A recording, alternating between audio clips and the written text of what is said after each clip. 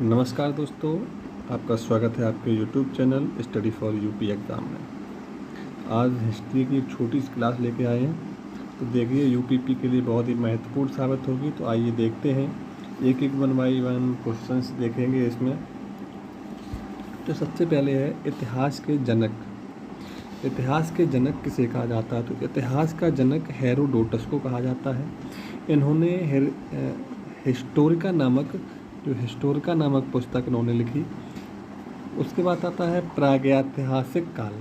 प्रागैतिहासिक काल वह काल जिसके लिए कोई लिखित सामग्री उपलब्ध नहीं है और जिसमें मानव का जीवन अपेक्षाकृत पूर्णतया सभ्य नहीं है, प्रागैतिहासिक काल कहलाता है। इस काल को हम 3 भागों में डिवाइड करते हैं।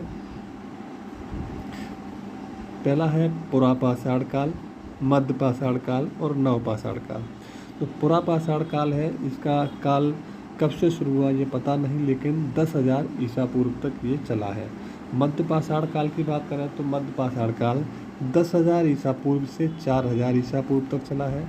नवपाषाण काल चला है 4,000 ईसा पूर्व से 2,500 ईसा पूर्व तक। तो इसी में एक क्वेश्चन आता है, आग का आविष्कार किस काल में हुआ? तो आग का आविष्कार आपका पुरापाषाण काल में हुआ। पहिए का आविष्कार नवपाषाण काल में हुआ। मनुष्य ने घर बनाने की प्रवृत्ति नवपाषाण काल में सीखी। कब सीखी? मनुष्य ने घर बनाने की प्रवृत्ति नवपाषाण काल में सीखी। मनुष्य ने सबसे पहले कुत्ते को अपना पालतू पशु बनाया। किसे बनाया? कुत्ते को अपना पालतू पशु बनाया। इसी के बाद है कृषि का आविष्कार। तो कृषि का आविष्कार नवपाषाण काल में हुआ। पुरापाषाण काल में मानव की जीविका का मुख्य आधार क्या था? तो मुख्य आधार था शिकार करना। मनुष्य ने सबसे पहले किस धातु का प्रयोग किया? तो मनुष्य ने सबसे पहले तांबा धातु का प्रयोग किया। मनुष्य द्वारा प्रयोग किए जाने वाले प्रथम औजार कौन था? तो मनुष्य द्वारा प्रयोग किए जाने वाला प्रथम औजार था कुल्हाड़ी। कृषि का प्रथम उदाहरण है मेहरगढ़। मेहरगढ़ से प्राप्त हुआ था कृषि का प्रथम उदाहरण। भारतवर्ष शब्द का सर्वप्रथम उल्लेख कहाँ मिलता है? तो भारतवर्ष का सर्वप्रथम उल्लेख हाथी गुम्फा अभिलेख में मिलता है। मनुष्य द्वारा बोई गई सबसे पहली फसल कौन सी थी? तो पहली फसल जौ। जिन सिक्कों पर लेख नहीं है और उन पर ये जो चिन्ह बने हैं उनका ठीक ज्ञान नहीं था, ये सिक्के आहत सिक्के कहलाते थे। कौन सिक्के कहलाते थे? जिन सिक्कों पर चिन्ह बने थे उनका पता नहीं था कौन से चिन्ह हैं, लेख नहीं है, तो उनको हम आहत सिक्के कहलाते थे। नेक्स्ट देखते हैं, नेक्स्ट पॉइंट है रोमिला थापर। रोमिला थापर के अनुसार लोहे का उपयोग 800 ईसा पूर्व में आरंभ हुआ था।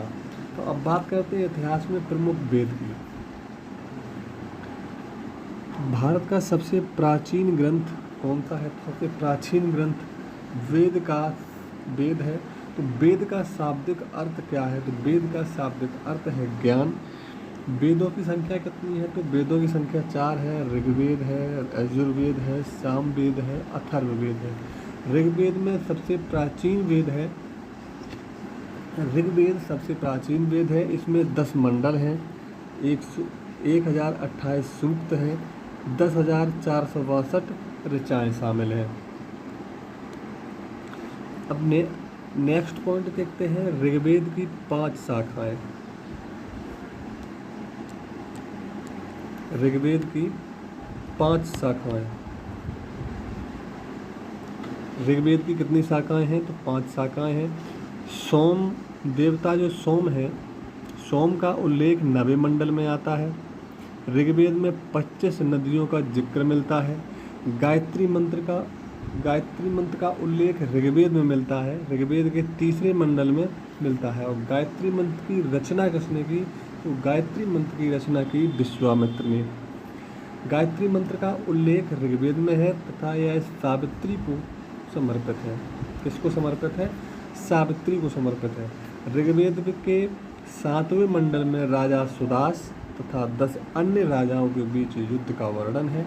इसी युद्ध में राजा सुदास की जीत हुई तथा यह युद्ध पुष्करणी नदी, जो जिसे रावी नदी कहा जाता है, रावी नदी के तट पर लड़ा गया था। यजुर्वेद की बात करें तो यजुर्वेद यह वेद गद्य और पद्य दोनों में लिखा गया है। इसके दो भाग हैं, कृष्ण यजुर्वेद और शुक्ल यजुर्वेद। तो सामवेद की बात करते हैं। तो सामवेद, इस वेद में संगीत की जानकारी मिलती है, इसलिए इसे भारतीय संगीत का जनक कहते हैं। सामवेद में कुल 1549 रचनाएं हैं, जिसमें से मात्र 78 ही नई है, शेष ऋग्वेद से ली गई हैं। ये बात करते हैं अथर्ववेद की। तो यह वेद सबसे बाद में लिखा गया। इसे आधुनिक वेद भी कहते हैं। इस वेद में जादू, टोना, तंत्र मंत्र, चिकित्सा, विवाह तथा प्रेम का उल्लेख किया गया है। अथर्ववेद की 9 शाखाएं हैं। पिप्पलाद और शौनक, ये 2 शाखाएं अधिक प्रचलित हैं। अथर्ववेद में ब्रह्मवेद भी कहा जाता है। इसमें ये बताया गया है कि सभा तथा समिति प्रजापति की 2 पुत्रियां हैं। वेदांग की कुल 6 है। वेदांग की कुल संख्या, वेदांग की बात करें तो वेदांग की कुल संख्या 6 है। तो कौन कौन से वेदांग हैं तो इसको देख लेते हैं। वेदांग है शिक्षा, ज्योतिष, व्याकरण, कल्प, निरुक्त और छंद। पुराणों की संख्या की बात करें तो पुराणों की संख्या है 18। पुराणों के रचयिता हैं लोमहर्ष व उनके पुत्र उग्रश्रवा हैं। पुराणों में सबसे प्राचीन पुराण मत्स्य पुराण है। वर्तमान में उपलब्ध पुराण गुप्त काल के आसपास के हैं। विष्णु पुराण का संबंध मौर्य वंश से, मत्स्य पुराण का सातवाहन से तथा वायु पुराण का गुप्त वंश से है। अर्थशास्त्र के लेखक चाणक्य हैं। अर्थशास्त्र के लेखक चाणक्य हैं। इसे विष्णुगुप्त तथा कौटिल्य के नाम से भी जाना जाता है।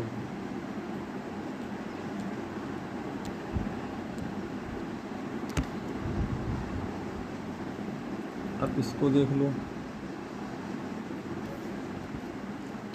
अर्थशास्त्र एक राजनीति शास्त्र है। अर्थशास्त्र क्या है? तो अर्थशास्त्र एक राजनीति शास्त्र है।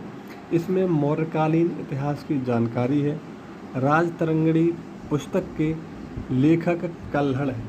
राजतरंगिणी जो पुस्तक है उसके लेखक है कल्हड़। इस पुस्तक में कश्मीर के राजाओं का इतिहास है। अष्टाध्यायी पुस्तक के लेखक पाणिनि हैं। यह संस्कृत व्याकरण की पुस्तक है। सबसे प्राचीन स्मृति मनु स्मृति है। इसके लेखक मनु हैं। जैन साहित्य को आगम कहा जाता है। जैन साहित्य को क्या कहा जाता है? जैन साहित्य को आगम कहा जाता है। जैन धर्म का प्रारंभिक इतिहास कल्पसूत्र नामक पुस्तक में है। यह भद्रबाहु ने लिखी थी। जातक कथाएं बौद्ध धर्म से संबंधित हैं। जो जातक कथाएं हैं तो बौद्ध धर्म से संबंधित हैं। इसमें महात्मा बुद्ध के पूर्व जन्म की कहानियां हैं। तो भारत का सबसे प्राचीन नगर मोहनजोदड़ो था। कौन सा था भारत का प्राचीन नगर? भारत का सबसे प्राचीन नगर मोहनजोदड़ो था, जिसे मृतकों का हम टीला भी कहते हैं। असम में पाए जाने वाला गिबन भारत का एकमात्र कपि है। भारत में पाए जाने वाला गिबन भारत का एकमात्र कपि है। इसी के साथ मिलते हैं नेक्स्ट वीडियो में। तब तक के लिए जय हिंद।